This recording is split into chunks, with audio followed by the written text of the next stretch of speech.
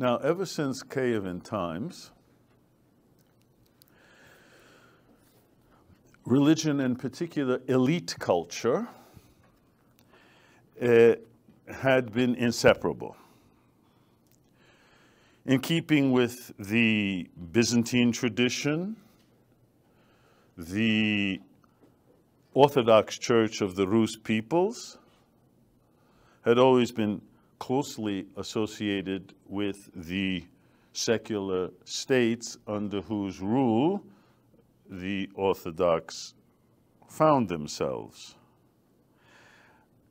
That situation in Kyivan Rus remained basically unchanged during this era that followed of Lithuanian rule, Polish rule, lasting from the late 14th century until the, for all intents and purposes, not only late 16th, but mid-17th century, in the areas that we know today, Ukraine and Belarus. And what I want to do now is actually hand out this basic sketch chart, because not everyone is familiar with the structure of Christian churches, let alone the relationship, similarities and dissimilarities between Christian churches in the West and Christian churches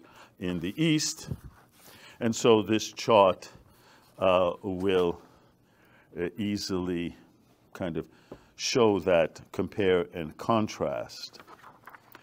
Now, ever since the Rus accepted Christianity at the end of the 10th century, that symbolic date 988, when Volodymyr I, Grand Prince, adopted Christianity for the Rus. Ever since then, the Orthodox East Slavs were part of a metropolitan province, as you can see on this, in the Eastern Church side, the third level down, we have metropolitans, or the heads of a metropolitan province, and that metropolitan province was based in the city of Kyiv. To make a long story short, the world is divided according to states and their boundaries, but the world is also divided by churches, and the churches have their own boundaries and their own subdivisions, if you will. And on your list here, you see those subdivisions in the Western Church and in the Eastern Church. Now, the Kyivan Metropolitan Province, which on this map shows in relationship to the period we're talking about, Lithuania and Poland, the Kyiv Metropolitan Province was within the church jurisdiction that was headed by the Orthodox Ecumenical Patriarch in the capital of the East Roman Byzantine Empire, Constantinople. And as you see on your list here, the kind of symbolic head of the Eastern Church is that Ecumenical Patriarch of Constantinople. And so the Kyivan Metropolitanate is within the framework of that Patriarchate. After the Mongol invasions of the mid-13th century, which we looked at a couple lectures ago, the Orthodox, the head of the metropolitan province, that is the Orthodox Metropolitan of Kiev, and his successors, no longer resided in Kiev itself, but rather moved north and resided in the northern Rus city of Moscow.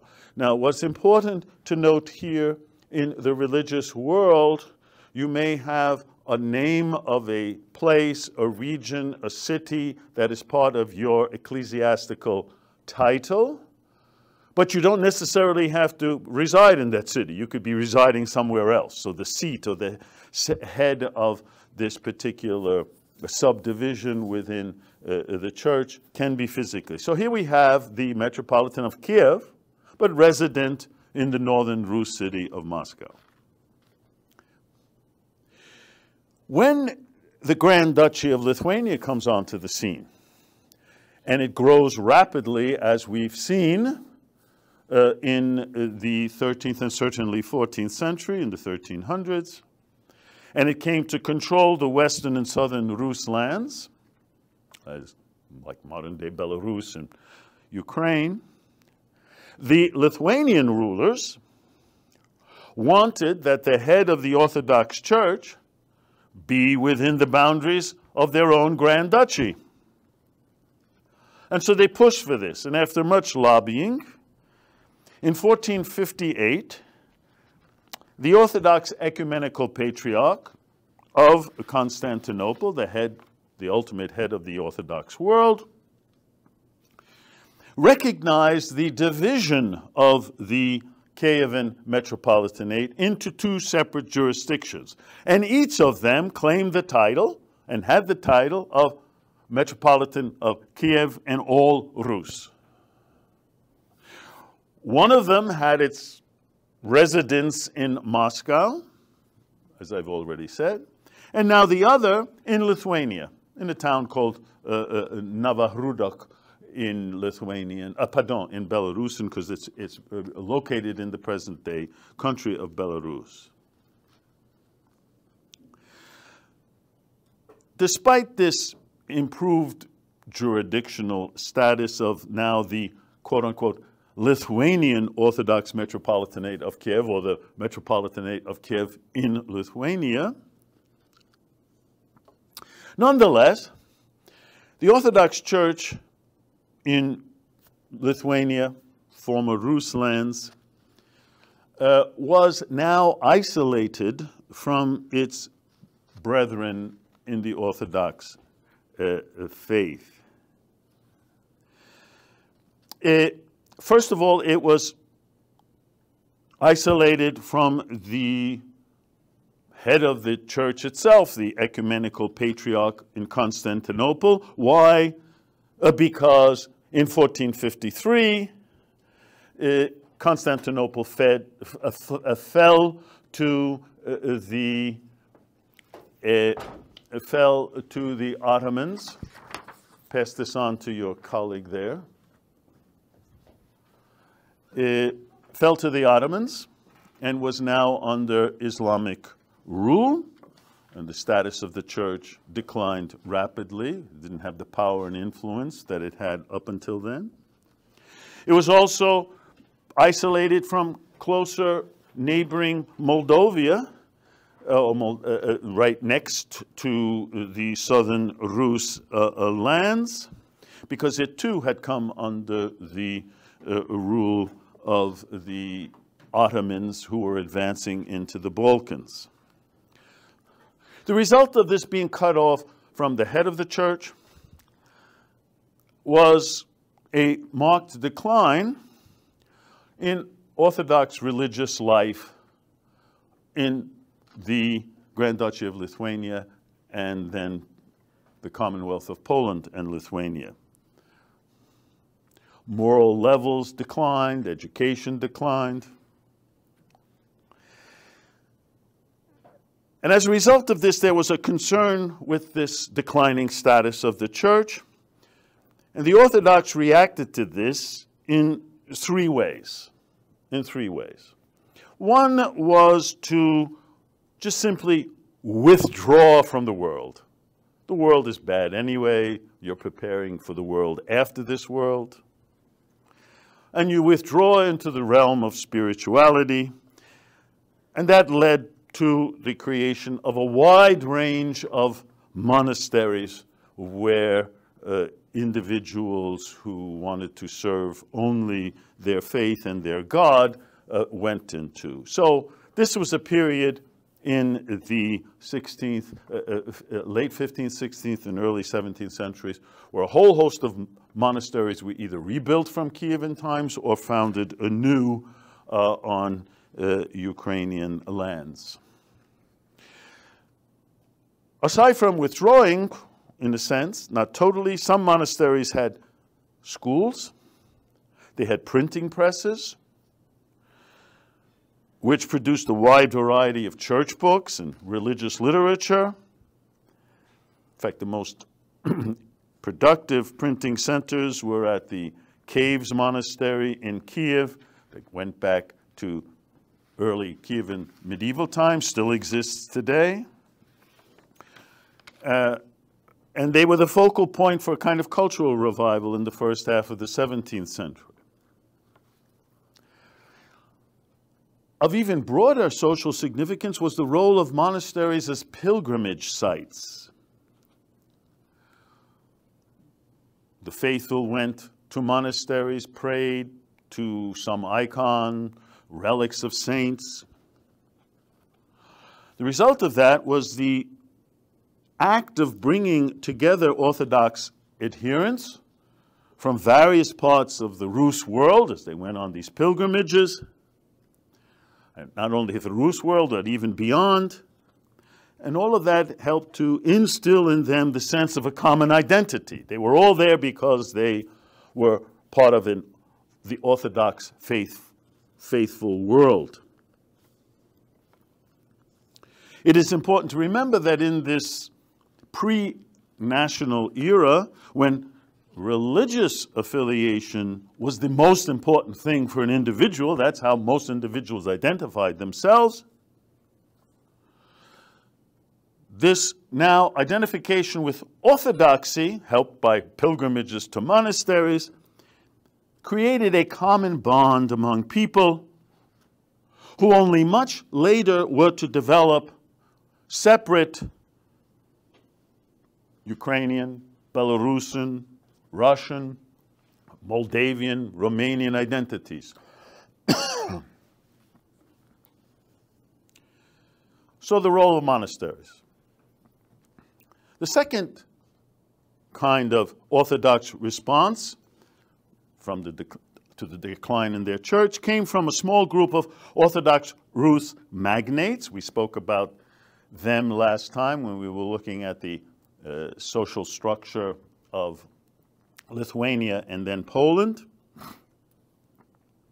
And these magnates tried to raise the general level of their religiously based culture.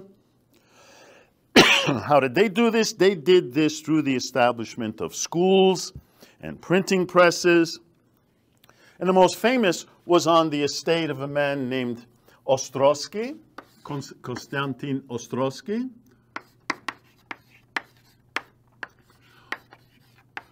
One of these princes, kнязи, very wealthy Rus magnate, in a small town called Ostrich, here in Western Ukraine, present-day Western Ukraine. And it was there during the 1570s that this Prince Ostrowski established a primary school, a printing press, an institution of higher learning and research, especially for translations, which came to be known as the Ostrog Academy. So here we have a cultural center, education, printing, publishing.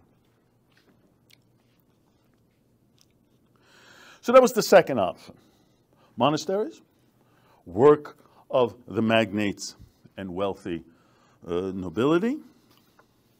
The third option was adopted primarily by townspeople. The townspeople, Rus Orthodox townspeople, set up brotherhoods, or bratstvo, as they were known. Bratstvo, brotherhoods. Well, what were these brotherhoods? They were like secular organizations concerned with their local church parish. And what they did was they came together, pooled resources in order to support the financial, the social, and the legal interests, if necessary, of their individual Orthodox church parishes. These brotherhoods carried out their work through fundraising, social activities, And that allowed them to establish hospitals, schools, libraries, printing presses. This brotherhood movement became especially widespread during the 1500s, the 16th century, and beginning first in Western Ukrainian lands, or Western lands of present-day Ukraine, which by this time were within the Kingdom of Poland, especially in Lviv, and you know where Lviv is. So in terms of brotherhoods, Lviv was a very important one, but there were a whole host of other brotherhoods throughout the Palatinates of Galicia, Volhynia, etc. But the most important of them all was the one that was associated with a single parish church in Lviv itself, the Church of the Holy Dormition, known as the Uspensky Sobor. So the Uspensky Sobor in Lviv. Sobor is another word for cathedral church. And this brotherhood came to be known as the Staropygial Brotherhood. I'll explain what that is in a moment. So the Staropygial Brotherhood in Lviv.